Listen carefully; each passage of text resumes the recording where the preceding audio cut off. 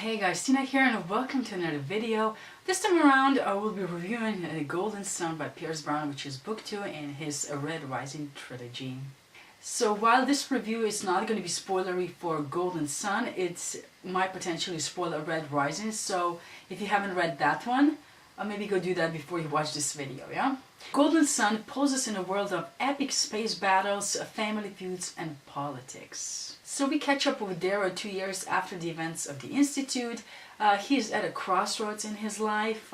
His position with the Ark governor is sort of uncertain, and he's also struggling on a personal level.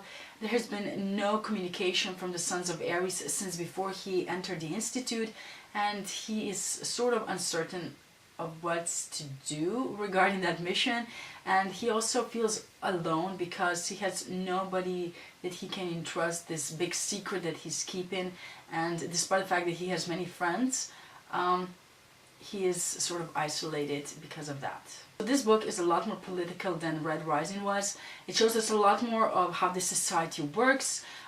They flock to those that hold the power despite maybe hating the person, but they do it. They're very power hungry and they're very opportunistic, and because of that they're also very easily manipulated.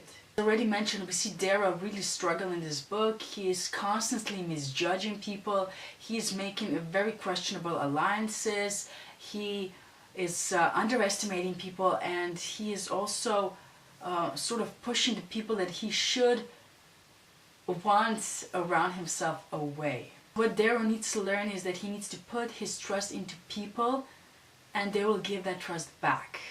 It doesn't work otherwise because it's a give and take. Any relationship, it's a give and take, and if you do not give to people, they will go away eventually. They will not stay by your side. He is also very easily swayed, and I think that stems from the fact that he has no guidance. He has not been contacted by the Sons of Ares for a while, and he is sort of unsure where his mission is supposed to go next, I think.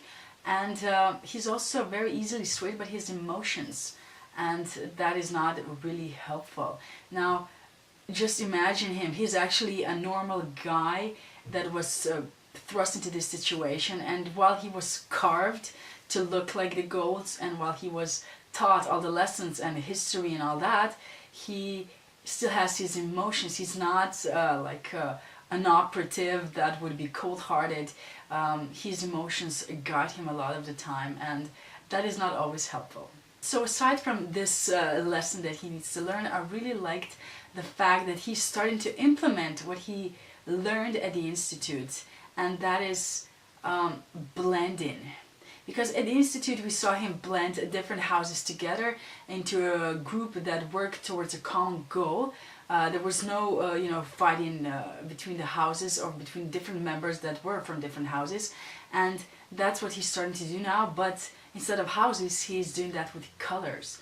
And it's not going to go as easy as it was at the Institute, because this time around it's not a game and people will not take it so easily, if they see a blue being in the command of a spaceship, which, blues are really good at maneuvering spaceships and that kind of stuff, and that's what Darrow sees, and he, leaves a blue in charge of the spaceship. And he also meets this obsidian, that obsidians are great at fighting, and they're never actually in charge of any sort of group that is fighting.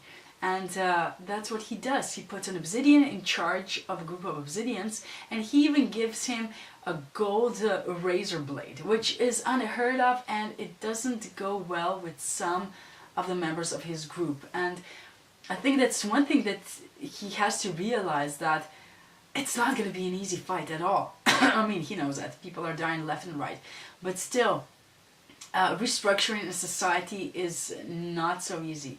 Fighting a war and taking down a previous type of establishment, it's a lot easier than establishing a new one, and that is going to be a huge struggle in the future. So basically, those are the most important things that stayed with me from this book. I really enjoyed it a lot more than Red Rising.